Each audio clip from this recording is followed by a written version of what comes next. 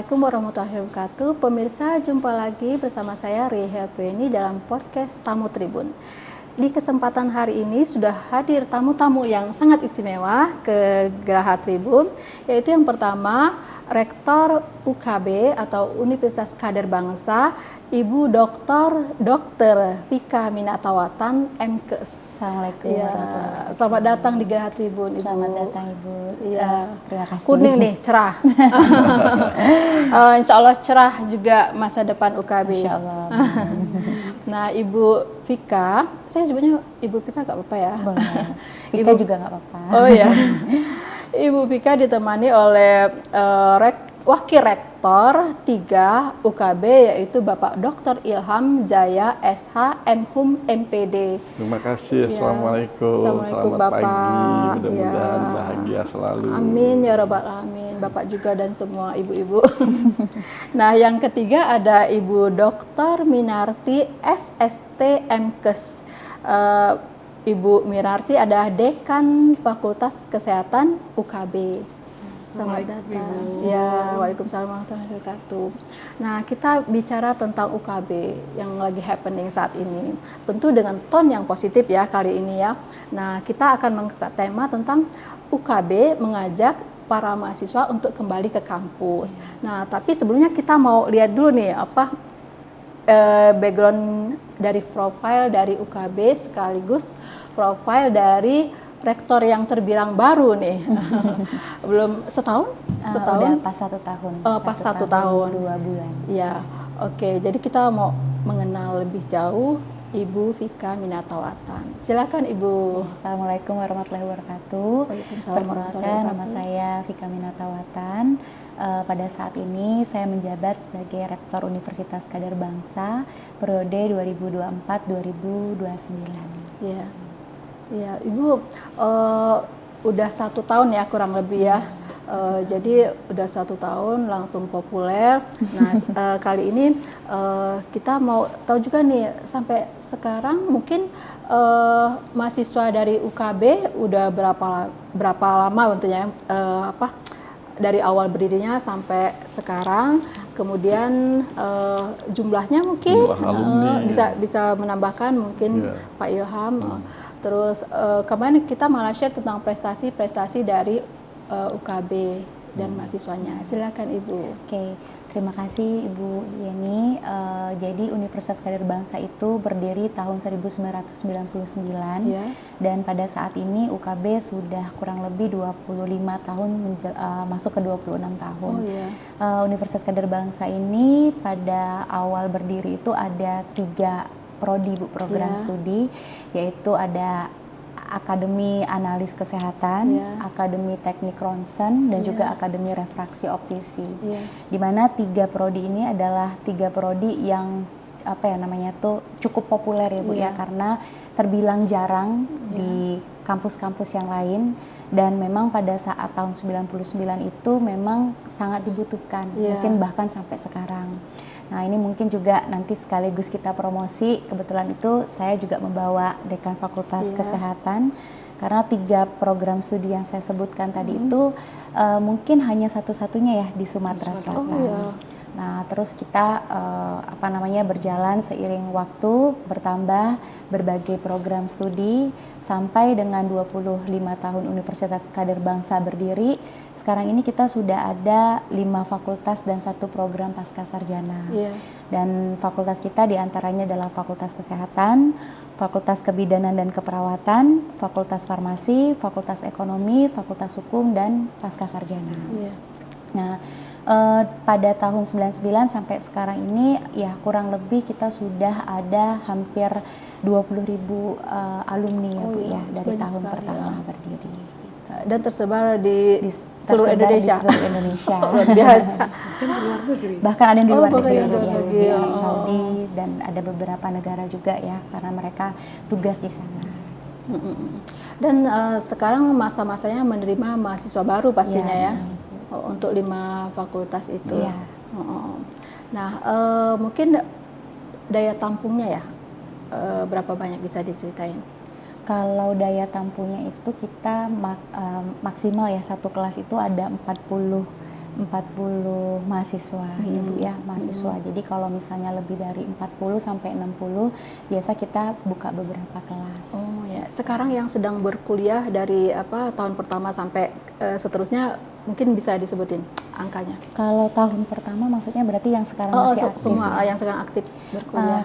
Kebetulan kalau yang sekarang ini masih tersisa itu 850 sampai 1000 karena kemarin itu kan kita hampir 2000 mahasiswa yang aktif, cuman kita di bulan Mei 2025 kemarin baru melaksanakan wisuda. Oh iya. Jadi kemarin kita ada wisudanya sekitar 635.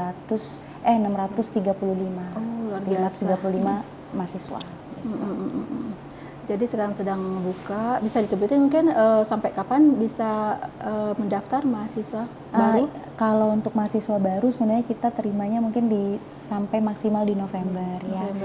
Maksimal di November karena kita kan ada pelaporan PDPT ya Bu ya.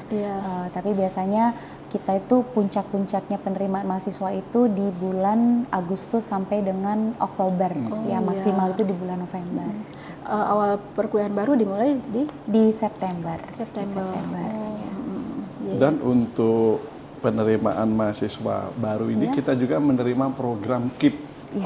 Kartu Indonesia Pintar untuk mahasiswa yang mohon maaf yang belum beruntung, kurang beruntung, yang miskin, mereka bisa masuk ke kita. Kita daya tampungnya terbatas, oleh karena itu kalau teman-teman yang baru lulus tahun 2025, 2024 dan 2023 karena itu terbatas 2 tahun sebelum tahun 2025. Syaratnya mahasiswa tersebut adalah kurang beruntung, artinya kurang mampu. Nanti mereka bisa mendaftar di 3 fakultas, di Fakultas Hukum, Fakultas Ekonomi dan Fakultas Kesehatan Masyarakat. Oh iya, jadi ada kesempatan itu untuk mahasiswa yang mungkin secara ekonomi perlu disupport ya. Betul, karena ini program pemerintah Bu. Kita mendukung program pemerintah terkait bagaimana ikut mencerdaskan kehidupan bangsa, terutama dengan program Kartu Indonesia Pintar dari kabinet Pak Prabowo Gibran. Mungkin kita menambah lagi ya. Kira-kira apa yang membedakan UKB? Tadi udah disebut beberapa program studi berbeda dengan yang lain. Nah, mungkin itu salah satu keunggulan. Nah, keunggulan lainnya yang membuat UKB bisalah bersaing dengan universitas lainnya, mungkin bisa disebutkan. Kalau dari segi infrastruktur, kita ada 2 gedung Ibu. Jadi kita tuh ada gedung kampus A dan juga ada gedung pasca sarjana. Yang mana kedua gedung ini kita ada di Jalan Protokol, yang mana Jalan Protokol ini di ikonnya Kota Palembang, di pusat Kota Palembang. Terus untuk dari segi fasilitas, sarana dan prasarana mungkin kita bisa tampilkan nanti pada saat di profil atau mungkin teman-teman yang mau kuliah bisa langsung berkunjung ke Universitas Kader Bangsa. Dan yang nanti mungkin ditambahkan sama Pak Wahrek dan juga Bu Dekan, kita ini untuk fakultas kesehatannya itu satu-satunya yang terlengkap di Sumatera Selatan Bu, atau terbanyak prodi kesehatannya. Itu yang menjadi keunggulan Universitas Kader Bangsa dibandingkan yang lain. Dan tadi ada program KIP tadi ya. Program KIP dan juga ada beberapa prodi yang tidak ada di universitas lainnya. Seperti yang saya sampaikan tadi, bahwa ada beberapa program studi bahkan yang mahasiswanya itu belum lulus saja itu sudah diminta sama rumah sakit ataupun stakeholder gitu. Udah di order ya. Udah di lulus udah dipesen. Jadi pekerjaan menunggu, nggak perlu ngelamar lagi. Nggak lama nganggurnya. Luar biasa. Mungkin UKB ada kerjasama dengan rumah sakit dalam program perkuliahannya. Kalau untuk kita kan karena kita ada proses untuk praktek ya, jadi kita bekerja sama dengan instansi baik itu puskesmas, rumah sakit, klinik atau PMB. Se-Palembang ini ya? Se-Palembang, bahkan se-Sumatera Selatan ya Bu. Jadi ada di 17 kabupaten pun kan kita juga ada kerjasama dengan rumah sakit daerah. Luar biasa. Jadi tempatnya strategis, fasilitasnya sudah sangat memadai. Nah, dosen-dosennya mungkin Bu? Ada berapa banyak dosennya? Kalau kita itu minimal kan kalau dari persyaratan pemerintah itu ada minimal 5 ya Bu ya, 5 untuk dosen tetap di Universitas Kader Bangsa yang berhome base. Jadi kalau misalnya untuk kita menggaris besari berapa jumlahnya, kita mungkin hitungnya dari segi rasio. Karena kita ada 17 prodi dikali dengan minimal jumlah dosennya 5, ya berarti kan kurang lebih ada sekitar berapa itu Bu? Ya 17 kali 5 lah. Ya sudah memenuhi lah ya apa yang disyaratkan oleh LL Dikti ya nyebutnya gitu ya. Yang sekarang ini menjadi pemberitaan di masyarakat yang mungkin menjadi viral lah ya, bahwa Universitas Kader Bangsa ini ada pemberitaan mengenai proses pembatalan ijazah. Yang mana pembatalan ijazah ini adalah mahasiswa S2 Kesehatan Masyarakat di program di tahun akademik 2019-2020 dan 2020-2021. Oh, 5 tahun lalu ya Bu ya? Saat itu masih masa pandemi. Masa COVID. Nah, yang mana ini pembatalan ijazah ini merupakan temuan dari EKPT atau evaluasi kinerja perguruan tinggi. Yang mana waktu itu sudah pernah disampaikan di dalam video saya, EKPT itu adalah adalah tim yang dibentuk oleh Kemendikti Saintek, yaitu Kementerian Pendidikan, Sains dan Teknologi, yang memang membentuk untuk kita dievaluasi kinerja perguruan tingginya.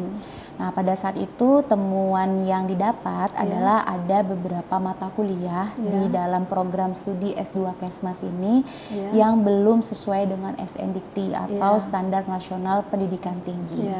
Yang mana dalam SNDikti ini ada jumlah pertemuannya itu untuk satu mata kuliah tuh 14 sampai 16 kali pertemuan dengan durasi waktunya 50 menit per SKS atau mungkin sekitar 100 menit per pertemuan. Karena kan satu mata kuliah itu biasanya 2 SKS.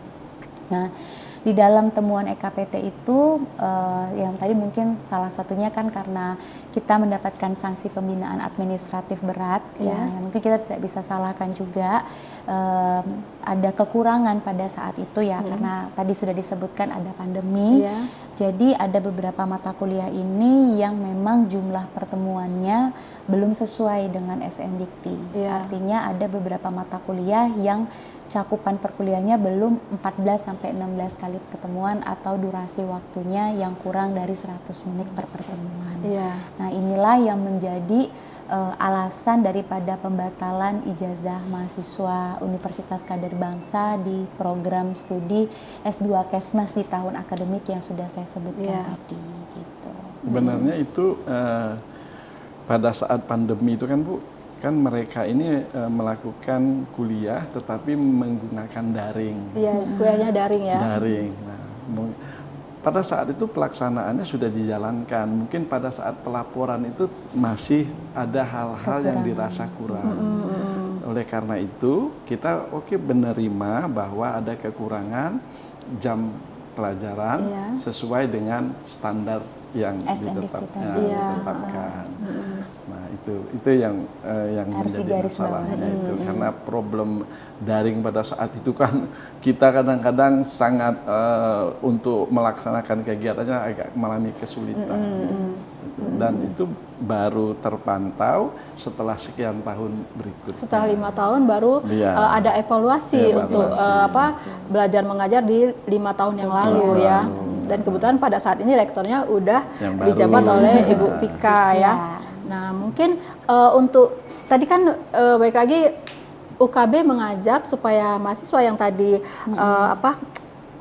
ijazahnya dibatalkan nah, supaya ijazahnya bisa kembali didapatkan untuk memenuhi persyaratan yang kurang tadi. Mereka sudah dilakukan pembatalan. Hanya saja untuk mengembalikan PD-Dikti mereka menjadi lulus kembali, mereka harus melakukan proses perkuliahan yang untuk melengkapi dari temuan EKPT tadi. Jadi lebih mereka ini harus kembali kuliah lagi memenuhi seperti yang kekurangan jam tadi. Kekurangan jam atau kekurangan pertemuan tadi. upaya apa saja yang sudah dilakukan untuk mengajak mahasiswa yang tadinya berkuliah di UKB dan kemudian dibatalkan untuk kembali dibatalkan ijazahnya untuk kembali kuliah masuk untuk memenuhi syarat-syarat yang kurang tadi, apa yang dilakukan oleh UKB? Mungkin nanti ditambahkan sama Bu Dekan karena kebetulan beliau waktu itu adalah KPS S2 Kesmas. Jadi upaya yang sudah kami lakukan setelah mahasiswa ini memang ada proses pembatalan, tentunya kan kita akan memanggil mahasiswa untuk melakukan proses perkuliahan. Yang mana proses perkuliahan ini ada 7 mata kuliah. 7 mata kuliah yang menjadi temuan EKPT belum lengkap tadi ya, yang belum lengkap tadi ya jumlah pertemuannya. Jadi 7 mata kuliah ini kita sudah membuatkan jadwal untuk mereka melakukan proses perkuliahan, yang mana sebenarnya jadwal ini bisa fleksibel. Fleksibel ini dalam artian itu nanti mereka bisa diskusikan dengan dosennya masing-masing. Maksudnya dosen yang pengampu mata kuliah. Hanya saja tadi rules-nya adalah jumlah pertemuannya harus sesuai dengan SNDikti tadi, yaitu 14 sampai 16 kali pertemuan dengan durasi 100 menit per pertemuan. Mau mereka melangsungkan itu misalnya di hari Senin sampai di hari Sabtu, atau di hari Senin sampai Jumat, di malam hari misalnya, atau hanya hari Jumat dan Sabtu, itu ya terserah mereka. Fleksibel sekali ya. Dan karena kita pada saat ini adalah temuan pas pandemi, makanya kita diberikan kemudahan untuk mereka melangsungkan perkuliahan yang menjadi temuan ini, atau dipenuhin pemenuhan untuk mata kuliah temuan ini, yaitu secara hybrid, yaitu bisa dengan Zoom meeting dan atau secara offline. Gitu. Maksudnya kenapa?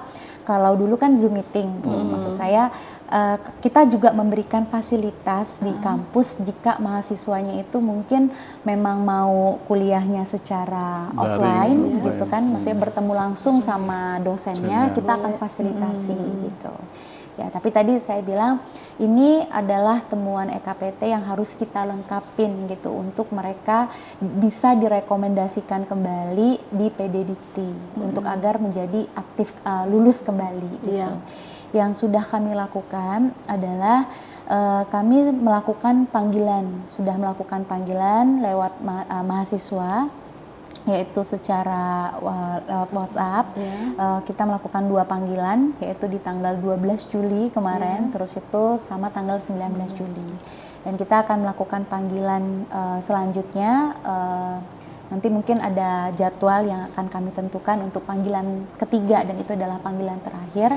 Tapi sebelum panggilan terakhir ini, kita juga sudah mereminding setiap 2 hari sekali ya Bu ya, setiap 2 hari sekali untuk mereka ayo kuliah lagi gitu.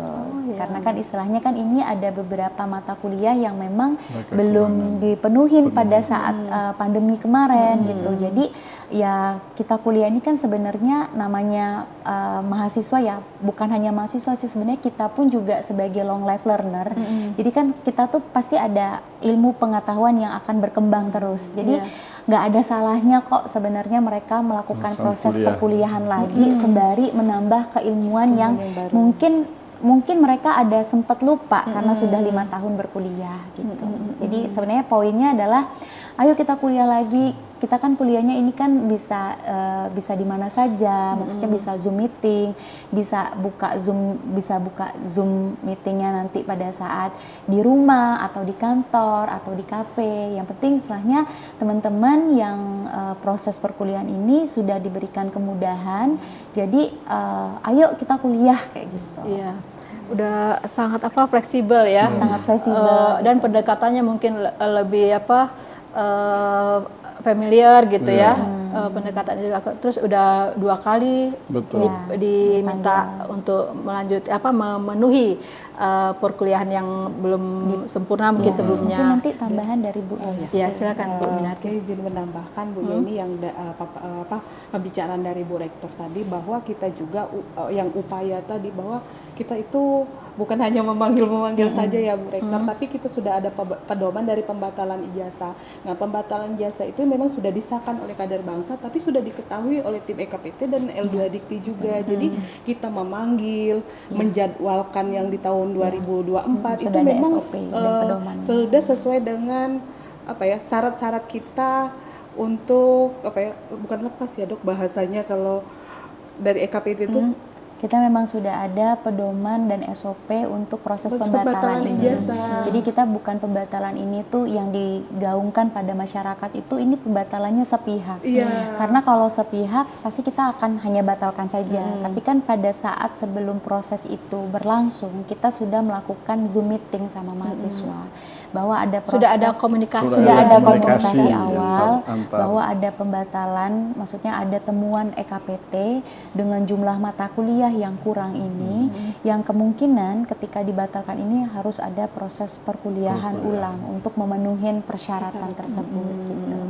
Nah, makanya disampaikan sama Bu Minarti tadi bahwa kita sudah melakukan panggilan yang 2 kali yang saya sudah sebutkan tadi, bahkan panggilan ini pun juga sebenarnya sudah juga dibantu sama L2 Dikti gitu. Jadi kita intinya tuh bukan hanya dari kita kok yang mau melakukan proses perkuliahan ini, tetapi dari L2 Diktinya juga memfasilitasi untuk melakukan panggilan ke mahasiswa dan memberikan pencerahan kepada mahasiswa bahwa memang untuk ijazah ini biar PD Diktinya bisa balik lagi menjadi lulus, ya memang syarat-syarat yang ditemukan ini harus dipenuhi.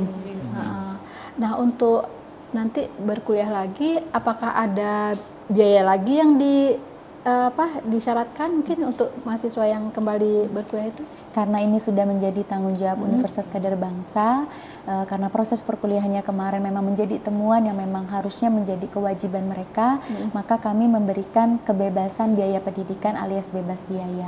Gratis. Jadi mereka luar biasa. Tidak perlu ada biaya. Tidak perlu membayar ulang. Jadi mereka untuk memenuhi syarat itu mereka kuliah aja gitu Kuliah ya. aja. Gitu. Jadi bisa lulus Bisa gitu ya. Sangat menarik ya sebenarnya. Nah, sejauh ini bagaimana tanggapan dari mahasiswa yang diajak kembali berkuliah? Kalau mahasiswa itu kan sebenarnya namanya kita manusia itu kan punya hak ya Bu ya. Jadi istilahnya ada yang menolak, ada yang menerima. Jadi pasti ada yang denial dulu dalam artian, oh aku sudah melakukan proses perkuliahan, tapi kenapa masih dibatalkan? Tapi kan seperti yang saya bilang tadi, proses temuan EKPT ini adalah bukan masalah kamu sudah kuliah, tapi proses perkuliahan ini yang jumlah pertemuannya kurang. Jadi pada saat kita melakukan panggilan, ada mahasiswa yang masih menerima kita untuk mereka mau dilakukan proses perkuliahan ulang. Nah, kami berharap mahasiswa yang mungkin belum tergerak hatinya atau misalnya mungkin masih denial gitu, kenapa misalnya harus dibatalkan gitu ya.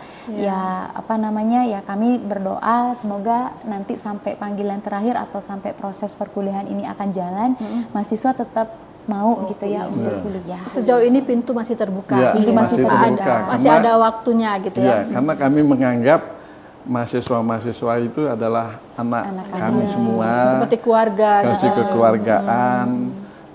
Apa salahnya mereka mengikuti saja kegiatan perkuliahan yang kekurangan itu. Selain menambah ilmu, juga akan menambah bertemu lagi dengan temannya. Toh juga kegiatan itu seperti disampaikan Bu Rektor tadi tidak berbayar. Tidak berbayar. Dan itu solusi ya, solusi supaya kelulusan mereka memenuhi syarat ya. Justru kalau menurut saya UKB justru ingin sekali memenuhi standar pendidikan itu, bahwa sesuai dengan standar. Jadi seperti yang diisyaratkan. Kalau kurang jamnya kita harus kita penuhi. Justru menurut kita sangat mematuhi yang peraturan pemerintah. Dan hal ini harapan kita sebagai orang tua, mahasiswa ini harus bisa mendukung kita bersama untuk kebaikan kita bersama. Artinya mereka dengan kegiatan perkuliahan ini bisa mengikuti dan ijazah mereka tentu kita pulihkan kembali. Ijazahnya bisa dapat ya. artinya sebenarnya udah bagus sekali apa yang ditawarkan oleh UKB ya. Mudah-mudahan waktu berjalan mahasiswa juga mungkin tergerak hatinya ya. Yang memang masih belum memberikan keputusan untuk mau melakukan perkuliahan. Semoga kita berdoa ya Bu Minarti, Pak Ilham, agar mereka mau kuliah kembali. Intinya seperti yang sudah disampaikan Pak Ilham tadi, kami adalah orang tua mahasiswa gitu, dan kami sangat tidak mau, bukannya kita tuh tidak mau menjerumuskan untuk mereka ke hal yang salah gitu. Justru kita sama-sama memperbaikin dengan adanya temuan EKPT ini, berarti kita sekarang ini memperbaiki hal yang mungkin kita sempat salah. Jadi kayak kita dapat teguran, ada keliru gitu ya. Ayo kita sama-sama berbenah. Nah, sama-sama berbenahnya ini adalah sesuai dengan peraturan perundang-undangan bahwa memang proses perkuliahan itu jumlah pertemuan dan juga waktunya harus sesuai dengan SNDikti tadi. Iya. Kita pegang prinsip saja bahwa pada dasarnya tidak ada orang tua yang akan membuat rugi anaknya. Tentu anaknya pun juga berprinsip bahwa kalau ini orang tua kita, ya kita patuhi apa yang kita laksanakan. Kalau yang satu tidak ingin merugikan, yang satunya patuh, tentu jalannya akan lancar. Mudah-mudahan lancar ya. Amin, amin. Jadi solusinya udah sangat mestinya bisa lah ya, menjadi win-win solution ya. Jadi kalau ini dipenuhi, insya Allah bisa lulus, pembatalan itu jadi pulih lagi ya, dan bisa menjadi modal kan untuk lulusannya untuk bergerak selanjutnya. Lebih meningkatkan lagi keilmuannya, baik strukturalnya juga naik. Karena kan maksudnya gini Bu, pada saat pandemi itu kan mungkin memang ya pasti kita ada juga kan yang pernah sakit gitu kan. Jadi pada saat proses perkuliahan itu mungkin ada yang kurang optimal dari diri mahasiswanya gitu. Jadi mungkin ini adalah jalan Allah biar kita tuh mengulang perkuliahan ini sebenarnya adalah untuk merecall kembali proses-proses perkuliahan yang mungkin pelajarannya kita sempat lupa gitu. Jadi ya kita kan nggak ada salahnya untuk mengulang yang baik ya Bu, maksudnya dalam artian proses perkuliahan ini kan sebenarnya kita mengulang mata kuliah yang memang belum kita dapatkan atau memang yang kurang kita dapatkan di sebelumnya, yang sekarang ini jadinya kita prosesnya jadi lebih sempurna. Oke, kita tidak terasa ternyata udah masuk 30 menit. Udah panjang sekali obrolan. Nah, mungkin last statement ya dari Bu Rektor untuk mahasiswa UKB yang diajak kembali ke kampus. Mungkin closing statement dari saya sebagai Rektor Universitas Kader Bangsa, sebenarnya ini ada dua ya ajakan buat mahasiswa yang dibatalkan dan buat adik-adik atau teman-teman yang punya saudara, keluarga ataupun kerabatnya untuk berkuliah kembali. Ayo kita kuliah kembali ke Universitas Kader Bangsa, karena semoga dengan kita menjalani proses perkuliahan dan dengan juga Universitas Kader Bangsa yang sudah merebranding dengan lebih baik lagi, yaitu kita punya tagline Revolusi UKB 2025, semoga Universitas Kader Bangsa bisa lebih baik lagi. Seperti moto kita, UKB unggul, kolaborasi dan bersatu menuju Universitas Kebanggaan bersama.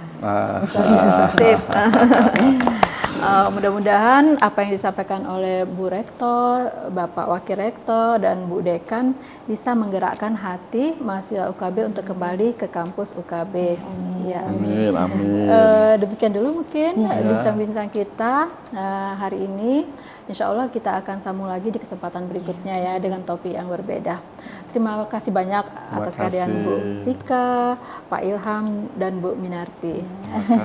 Sampai jumpa di kesempatan berikutnya. Assalamualaikum warahmatullahi wabarakatuh. Waalaikumsalam.